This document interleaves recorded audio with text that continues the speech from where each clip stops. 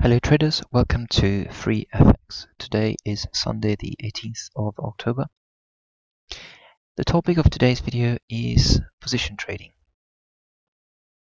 When we look at a chart like the one in front of us, which is the Australian dollar, and we think about trading potential, we might consider position trading if we wanted to exploit a long-term trend.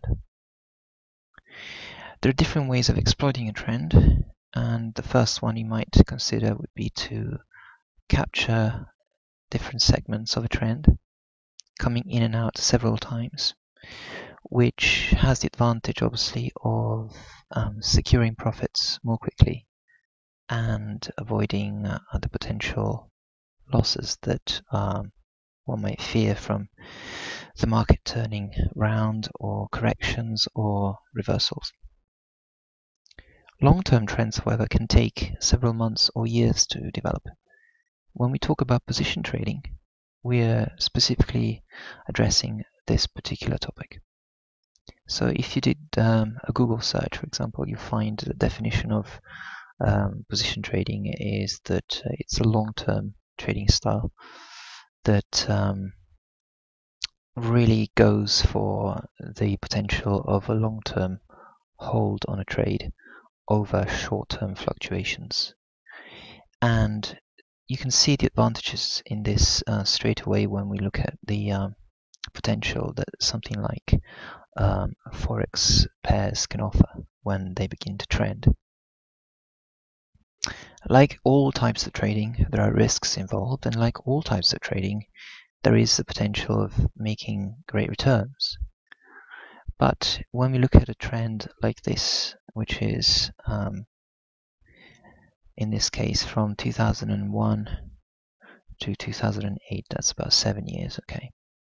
Now, we would have gone long, let's say around, first of all, let's point out that none of us is always able to catch a trend, and none of us certainly is able to catch a trend right at the beginning with the very first pip.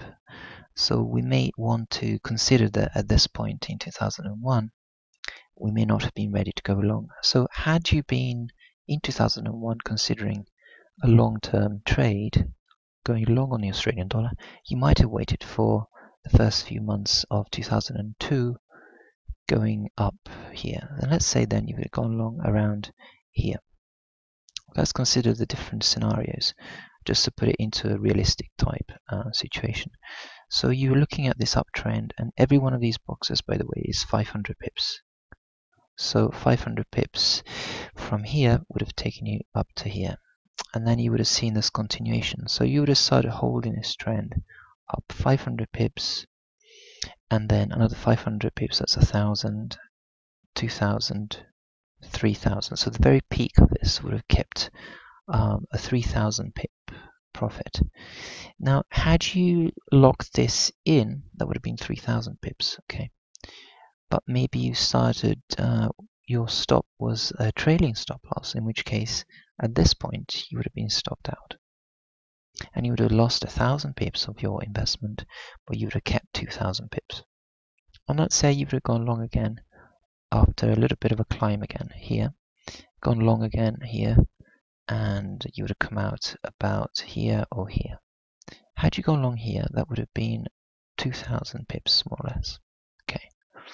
So 2,000 pips and another 2,000, that's 4,000 pips between 2008 and 2002, that's 6 years. Now, 4,000 pips in 6 years obviously isn't a lot of pips if you're used to day trading perhaps, or you trade more frequently. But you have to think about the amount of effort required in managing 4,000 pips over 6 years and managing 4,000 pips in a year, for example. What I mean by that is that there are obviously many more intraday movements. If you went from the monthly chart to a daily chart, you can see if you're managing trades on an intraday basis, you have to be able to, for example, go short then go long, and so manage both directions. Because within this downtrend of the Australian dollar, for example, you have these retracements, okay, these mini corrections, and so, from 89 to 89 to 97 here, for example. That's 800 pips. Okay, so for a day trade, 800 pips against you, that's quite a big, that's quite a big jump, and surely there might have been a stop loss at some point before that. So then you had to wait to get back in for another low, etc. So these fluctuations would require you to take several trades, sometimes get stopped out, etc. Pitch that against the monthly scenario, where all of this can be managed as part of one trade, and you can see the advantages mentally and also to your time and commitment to one trade. Obviously, committing over a long time means that you don't get the fruits of your investment straight away. You have to be mindful of the fact that the market might reverse against you. So had you gone short here, for example, okay, you would have obviously, that would have been the wrong time. By the time you got to these levels, okay, that would have been the wrong trade. But had you gone short here, for example, at 95, let's say, you might have stayed in that trade, coming down to 70. So that's 2,500 pips versus 1,200. That's about 2 to 1 risk reward ratio. So you have to bear in mind that the drawdown, if you had something like 1,200 pips drawdown, your leverage is where position trading is very different, because you'd have to adjust your leverage. So you want to trade as small a position as you could and risk 1% of your trading capital equity on that one trade. So to put it into context, let's say that in dollars. So at 0.72, which is the current, more or less current value of the Australian dollar, a position size of 1,000 units, $1,000, that will give you a pip value of $0.1. Okay, that means that every 10 pips there'd be $1 on the table. Okay, so 100 pips would be $10, and 1,000 pips would be $100. So 1,000 pips will give you $100. Okay, so if your account size were $500, you lose with 1,000 pips, you lose $100, which is 1/5 of that account. But if you aimed for $2,000 as your target, that would give you 2,000 pips. That would give you $200. So your $500 account would go up to $700. And going back to our trade here, obviously, you can see that the move, for example, from this point to this point, which is 2,500. Let's put it down to 2,000 here. So this is from June of 2013 to June of 2015. That's 2 years. Okay. So you have to, obviously, if that's all the trading capital you can afford, you'd have to tie all of that trading capital to this one trade. But if you're confident about your analysis and you know that the Australian dollar, because of commodity prices falling, etc., is a sure bear market, then your trading capital would be tied into a winning trade over a long period of time that required very little management.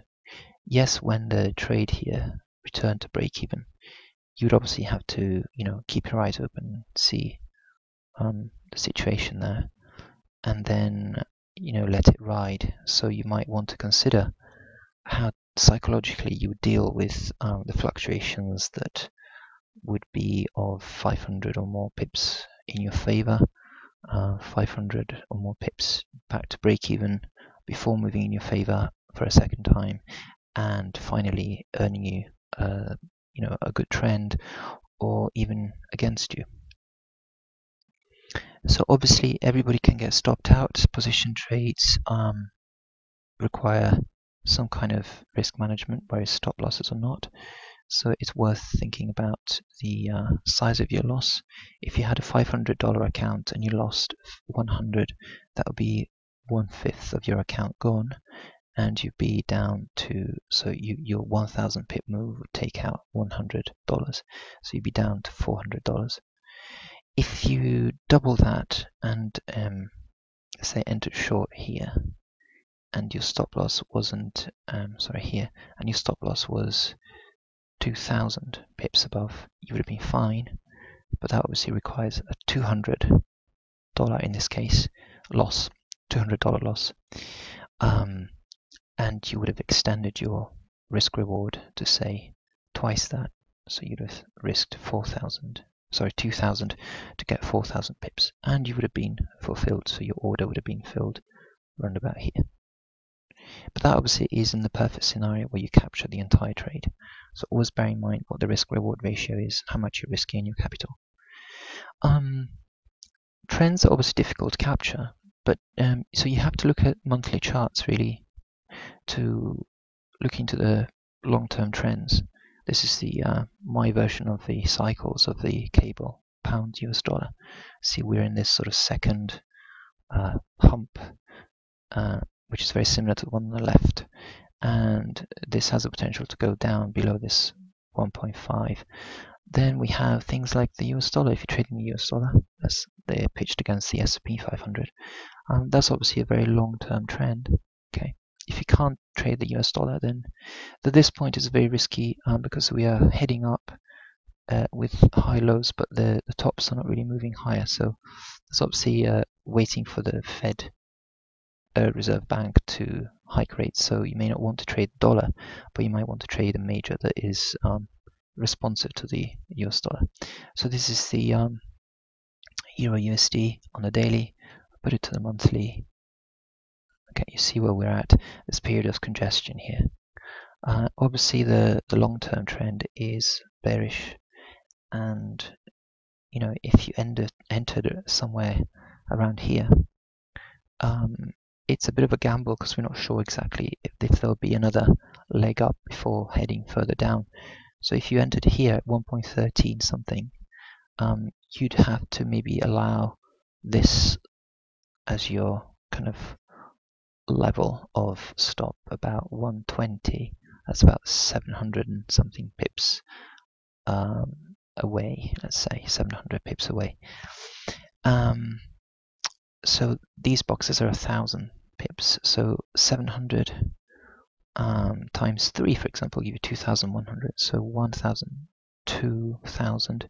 So you'd risk up to here, and your reward would be down here at parity. Okay, which is something that's been talked about for the Euro USD. Should the Fed hike its rates sometime, maybe this year, end of this year, or beginning of next year, and if the European Central Bank this coming week were to go into an upgrade of its quantitative easing program. All these things obviously are fundamental themes that you must keep yourself informed of and research. So you are actually managing a long-term trade even before entering into that trade, because you are looking at the potential long-term. And perhaps you want to wait for the signs of that happening rather than trying to short the market before it's gone short. That's a dangerous game. But if you did go short here next week, if the European Central Bank went into an extended easing program, then the market might start responding, and you might take that as confirmation.